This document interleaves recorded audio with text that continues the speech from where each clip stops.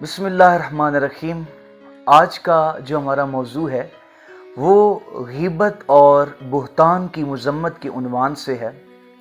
अल्लाह करीम ने कुरान मजीद में इरशाद फरमाया, वला यग़्तब बादुकुम बादन अयुहिब्बु अहदुकुम अन याकुला लहमा अखीहि मैतन फकरिहतुमुह वत्तकुल्लाह इन्नल्लाह तव्वाबुर रहीम। सूरह हुजरात की आयत हैं। इरशाद फरमाया कि तुम में से कोई शख्स किसी दूसरे की गीबत ना करे, और फिर फरमाया कि क्या तुम इस बात को पसंद करते हो कि कोई तुम में से अपने मुर्दा भाई का गोश्त खाए। फिर खुद ही जवाब इरशाद फरमाया, फकरिहतुमुह, नहीं तुम इस बात को नापसंद करोगे, तुम इससे किराहत महसूस करोगे। फिर इरशाद फरमाया, इन्नल्लाह तव्वाबुर रहीम, कि बेशक अल्लाह ताला तौबा कबूल फरमाने वाला और बड़ा रहीम है। देखिए, इस अल्लाह करीम ने इस आयत के अंदर जो है वो सबसे पहले गीबत के मुतालिक इरशाद फरमाया कि कोई किसी की गीबत ना करे, किसी की पीठ पीछे उसकी बुराइयों का तज़किरा ना करे। और इरशाद फरमाया मिसाल देकर कि कोई शख्स अगर किसी की गीबत करता है तो गोया ये ऐसे ही है जैसे किसी ने अपने मरे हुए भाई का गोश्त खाया। और फिर अल्लाह करीम ने सवालिया अंदाज अपनाया कि क्या तुम इस बात को पसंद करते हो कि तुम अपने मुर्दा भाई का गोश्त खाओ, अपने मरे हुए भाई का गोश्त खाओ। तो कहा नहीं, तुम इस बात को पसंद नहीं करोगे बल्कि तुम किराहत महसूस करोगे। तो कहा फिर रुक जाओ, फिर बाज आ जाओ, किसी की गीबत ना करो, किसी की बुराई ना करो, और याद रखो कि तुम्हारा रब बेशक तौबा कबूल करने वाला बड़ा रहीम है। आज हम अपने मुआशरे में देखें कि हमारी हर मजलिस, हमारी हर बैठक, चाहे वो दोस्तों के साथ हो, अजीज़ व उक़रबा के साथ हो, उसमें हम किसी तीसरे शख्स को डिस्कस करते हैं, उसकी बुराई करते हैं, उसकी ऐबों का तज़किरा करते हैं। अल्लाह के रसूल सल्लल्लाहु अलैहि वसल्लम से सवाल किया गया, या रसूल अल्लाह गीबत क्या है? तो आपने इरशाद फरमाया कि गीबत यह है कि तुम किसी की पीठ पीछे उसकी बुराइयों का तज़किरा करो। अर्ज़ की, या रसूल अल्लाह अगर वो उसमें मौजूद हैं तो? कहा यही तो गीबत है कि किसी की गैर मौजूदगी में उसकी बुराइयों का जिक्र करो, और अगर उसमें वो नहीं है तो फिर तो वो बुहतान हो गया जो गीबत से भी बड़ा गुनाह है। हज़रत अबू हुरैरा रज़ी अल्लाह ताला अन्हु हदीस रिवायत करते हैं, कहते हैं रसूलुल्लाह सल्लल्लाहु अलैहि वसल्लम ने इरशाद फरमाया, कुल्लुल मुस्लिमी अलल मुस्लिमी हरामुन दमुहु व इर्ज़ुहु व मालुहु। कहा कि हर मुसलमान का माल, उसकी जान और इसकी इज्जत जो है वो दूसरे मुसलमान पर हराम करार दी गई हैं। यानी कोई किसी को नाहक कत्ल नहीं कर सकता, उसका खून नहीं बहा सकता, कोई किसी का माल नहीं लूट सकता, उसका माल उससे छीन नहीं सकता, वो हराम है। फिर इरशाद फरमाया कि कोई किसी को इज्जत को दागदार नहीं कर सकता। ये चीज़ें तीन जो दूसरे मुसलमानों की हम पर हराम कर दी गई हैं कि ना हक किसी को कत्ल ना करें, किसी के माल पर कब्जा ना करें, और किसी की इज्जत को ख़राब ना करें, किसी की इज्जत को तार तार ना करें। और ये याद रखिए कि जब हम किसी की इज्जत को ख़राब करते हैं, उस पर उसके किरदार को ख़राब करने की कोशिश करते हैं, तो फिर जो है अल्लाह करीम उस किरदार ख़राब करने वाली, उस इज़्ज़त ख़राब करने वाले शख्स की इज़्ज़त को ख़राब करता है। हज़रत बुरा बिन आज़िब रज़ी अल्लाह ताला अन्हु की हदीस है, कहते हैं कि नबी पाक सल्लल्लाहु अलैहि वसल्लम ने इरशाद फरमाया, कहा कि सूद की 72 दर्जे हैं, और सबसे कमतर दर्जे का जो गुनाह है वो ऐसे है कि जैसे किसी शख्स ने अपनी माँ के साथ बदकारी की, अपनी माँ के साथ ज़िना किया। अस्तग़फिरुल्लाह अल अयाज़ बिल्लाह। कि ये सूद का सबसे कमतर दर्जे का गुनाह है कि गोया उस शख्स को इतना गुनाह मिलेगा कि जैसे उसने माँ के साथ बदकारी की। और फिर अल्लाह के रसूल सल्लल्लाहु अलैहि वसल्लम ने फरमाया कि सुनो, सबसे बड़ा सूद ये है कि कोई शख्स किसी की इज्जत को ख़राब कर दे, किसी की इज्जत की दस्तार को उछाल दे, किसी की इज्जत की चादर को दागदार कर दे। तो कहा कि ये सबसे बड़ा सूद है। आप अंदाज़ा लगा सकते हैं कि अगर छोटे सूद का गुनाह माँ से ज़िना के बराबर है उसका गुनाह, तो अंदाज़ा लगा लें कि जो बड़ा सूद होगा, बड़ा होगा, उसका कितना वबाल और उसकी कितनी जो है वो अल्लाह करीम के यहाँ वईदें होंगी। तो इसलिए हमें किसी के किरदार पर कोई लफ्ज़, कोई बात कहने की जो है वो इजाज़त नहीं है। हम किसी की किरदार के ऊपर कीचड़ उछालने वाले कौन होते हैं? रोका गया है, इससे मना किया गया है।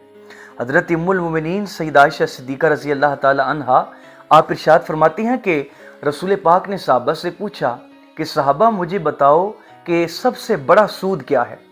تو صحابہ نے عرض کی یا رسول اللہ، اللہ و رسول عالم، اللہ اور اس کا رسول بہتر جانتے ہیں۔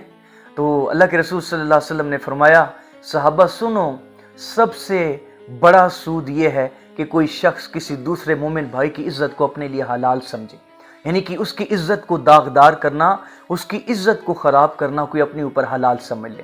سیدہ عائشہ فرماتی ہیں حضور نے پھر یہ سورہ الاحزاب کی یہ آیت پڑھی، والذین یؤذون المؤمنین والمؤمنات بغیر مکتسب، کہا وہ لوگ کہ جو مومن مردوں اور مومن عورتوں کو تکلیف پہنچاتے ہیں، جو مومن مردوں اور مومن خواتین کا دل دکھاتے ہیں، بغیر مکتسب، حالانکہ ان مومن مردوں اور عورتوں نے کچھ نہیں کیا، ان کا کوئی قصور نہیں ہے، فقد احتملوا بہتانا و اسما مبینا، تو اللہ کریم نے ارشاد فرمایا کہ انہوں نے اپنی گردنوں پر بہتان کا بوجھ اٹھایا، انہوں نے اپنی گردنوں کے اوپر کھلے گناہ کا بوجھ اٹھایا۔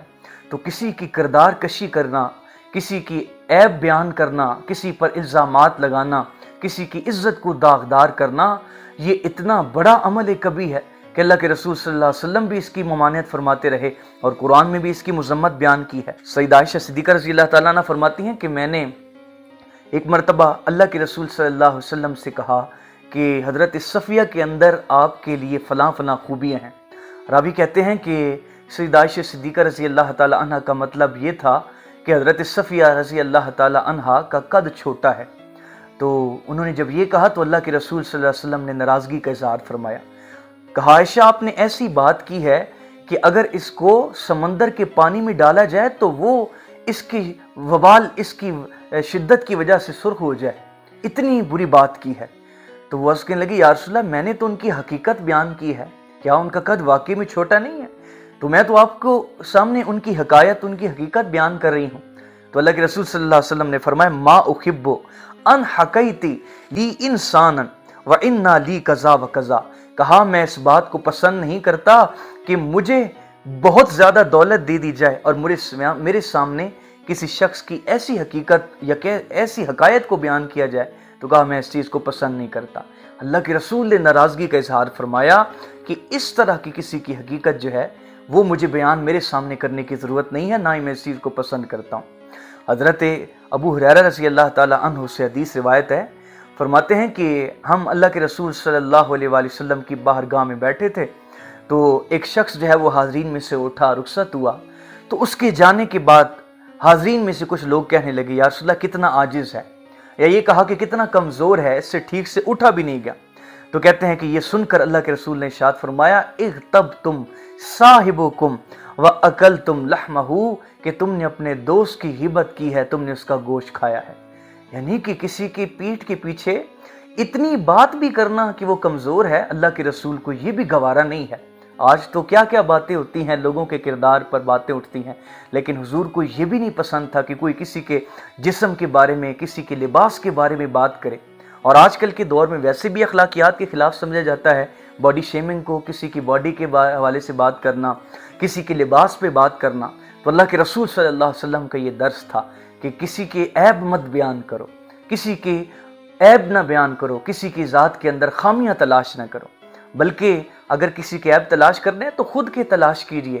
وہ اقبال کا ایک شعر بھی تھا نا کہ اپنے من میں ڈوب کر پا جا سراغ زندگی، تو اگر میرا نہیں بنتا نہ بن اپنا تو بن۔ تو ہمیں کوئی حق نہیں پہنچتا کہ ہم کسی کے کردار پہ بات کریں، کسی کی عزت کو خراب کریں۔ اسلام میں اس چیز کی ممانعت ہے اور اس چیز سے روکا گیا ہے، اور اللہ کریم نے واضح واضح قرآن میں فرما دیا وَلَا يَكْتُب بَعْضُكُمْ بَعْضًا، کہ تم میں سے کوئی کسی دوسرے کی غیبت نہ کرے، کیونکہ یہ ایسے ہی ہے کہ وہ کسی مسلمان بھائی کا گوشت کھا رہا ہے۔ اور پھر سوالی انداز اپنایا گیا ہے أَيُحِبُّ أَحَدُكُمْ أَن يَأْكُلَ لَحْمَ أَخِيهِ، کیا تم اس بات کو پسند کرو گے کہ مردہ بھائی کا گوشت کھاؤ؟ فَكَرِهْتُمُوهُ، پس تم کراہت محسوس کرو گے۔ تو کہا پھر اس چیز سے رک جاؤ اور یاد رکھو تمہارا رب جو ہے وہ بڑا توبہ قبول کرنے والا، بڑا مہربان ہے، اس سے ڈرو۔ تو ہمیں اس چیز سے بچنا چاہیے، اپنی محافل کو ان چیزوں سے پاک کرنا چاہیے، غیبت، چغلی، بہتان بازی سے نکلیں اور خود کو سنوارنے کی کوشش کریں تاکہ یہ معاشرہ پرسکون ہو سکے، یہ معاشرہ پرامن بن سکے۔